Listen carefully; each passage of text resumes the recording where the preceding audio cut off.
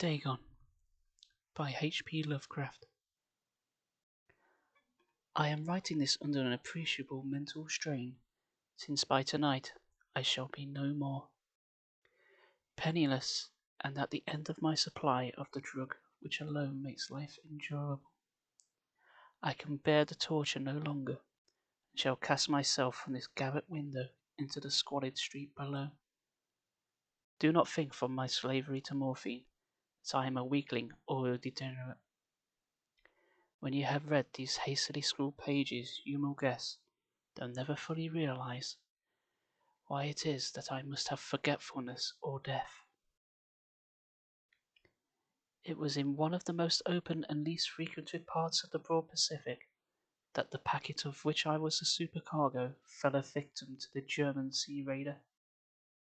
The Great War was then at its very beginning, and the ocean forces of the Hun had not completely sunk to their later degradation, so that our vessel was made a legitimate prize, whilst we of her crew were treated with all the fairness and consideration due us as naval prisoners.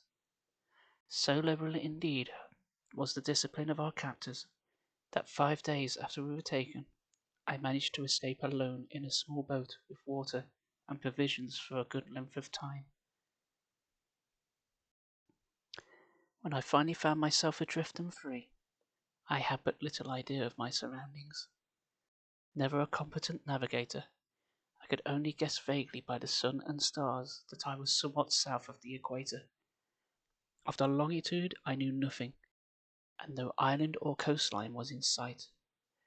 The weather kept fair, and for uncounted days I drifted aimlessly beneath the scorching sun, waiting either for some passing ship or to be cast on the shores of some habitable land.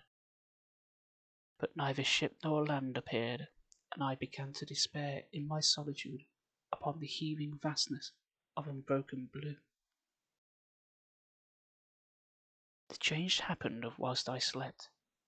Its details I shall never know, for my slumber, though troubled and dream-infested, was continuous. When at last I awaked, I was to discover myself half sucked into a slimy expanse of hellish black mire, which extended about me in monotonous undulations as far as I could see, and in which my boat lay grounded some distance away. Though one might well imagine that my first sensation would be of wonder at so prodigious and unexpected a transformation of scenery, I was in reality more horrified than astonished, for there was in the air and in the rotting soil a sinister quality which chilled me to the very core. The region was putrid with the carcasses of decaying fish, and of other less describable things which I saw protruding from the nasty mud of the unending plain.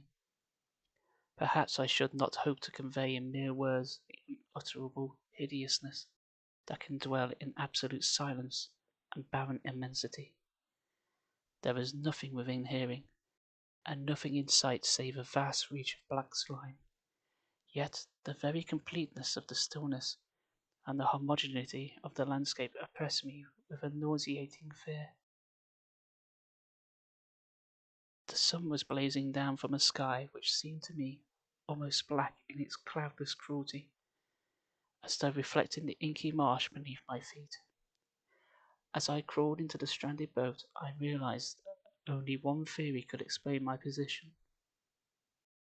Through some unprecedented volcanic upheaval, a portion of the ocean floor must have been thrown to the surface, exposing regions for which innumerable millions of years had lain hidden under unfathomable watery depths.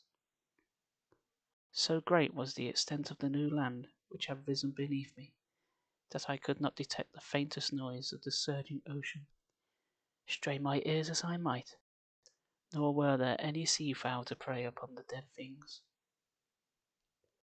For several hours I sat thinking or brooding in the boat, which lay upon its side and afforded a slight shade as the sun moved across the heavens. As the day progressed, the ground lost some of its stickiness. It seemed likely to dry sufficiently for travelling purposes in a short time. That night I slept but little, and the next day I made myself a pack containing food and water, preparing to an overland journey in search of the vanished sea and possible rescue. On the third morning I found the soil dry enough to walk upon with ease. The odour of the fish was maddening, but I too was much concerned with greater things to mind so slight an evil, and set out boldly for an unknown goal.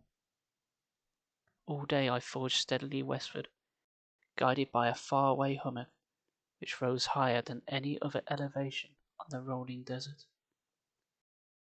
That night I encamped, and on the following day still travelled towards the hummock, though that object seemed scarcely nearer than when I had first espied it.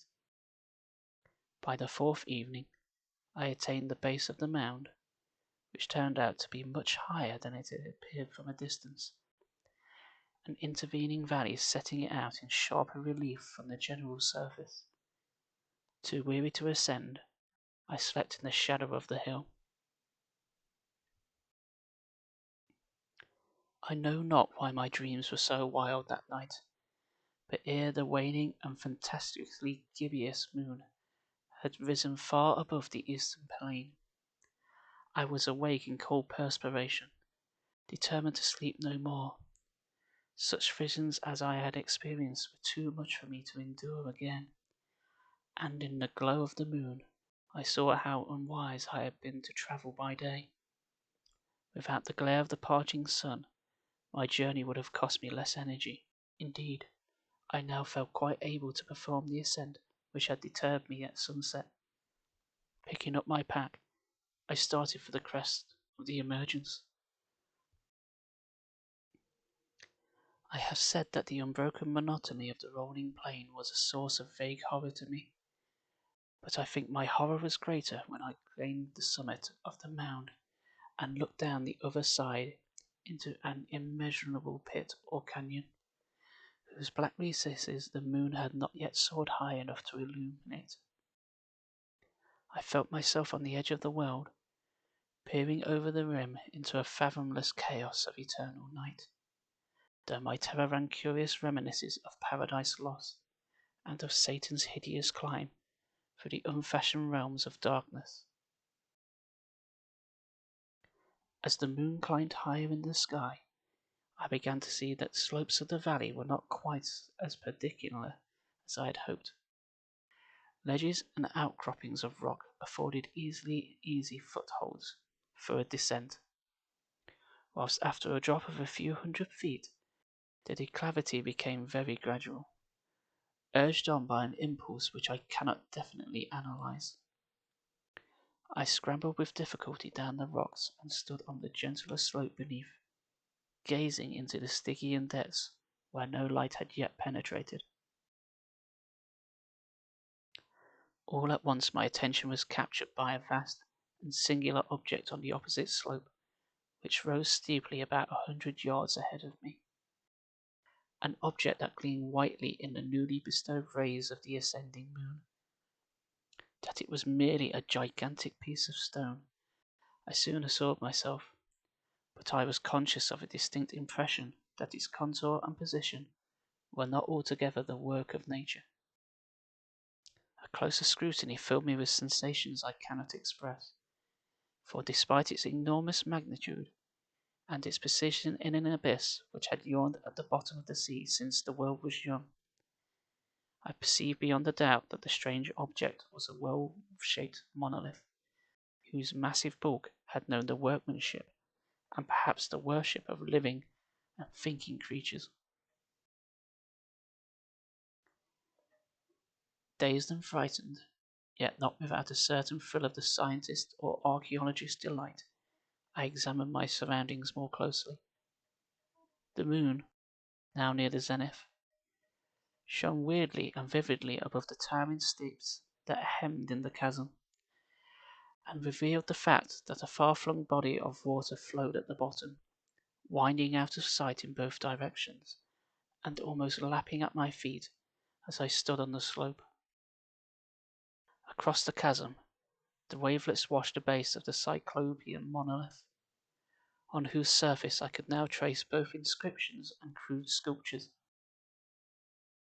The writing was in a system of hieroglyphics unknown to me, and unlike anything I had ever seen in books, consisting for the most part of unconventionalized aquatic symbols such as eels, fish, octopi, crustaceans, mollusks, whales, and the like.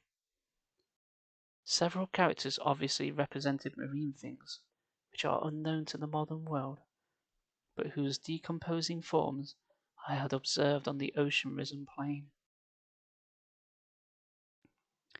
It was a pictorial carving, however, that did most to hold me spellbound. Plainly visible across the intervening water on account of their enormous size were an array of bas-reliefs whose subjects would have excited the most envy of a Dor.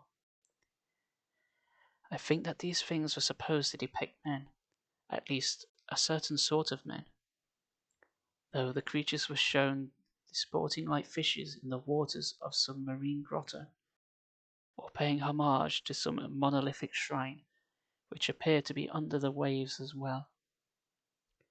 Of their faces and forms I dare not speak in detail, for the mere remembrance makes me grow faint. Grotesque beyond the imagination of a Poe or a Bulwer, they were damnably human in general outline, despite webbed hands and feet, shockingly wide and flabby lips, glassy, bulging eyes, and other features less pleasant to recall.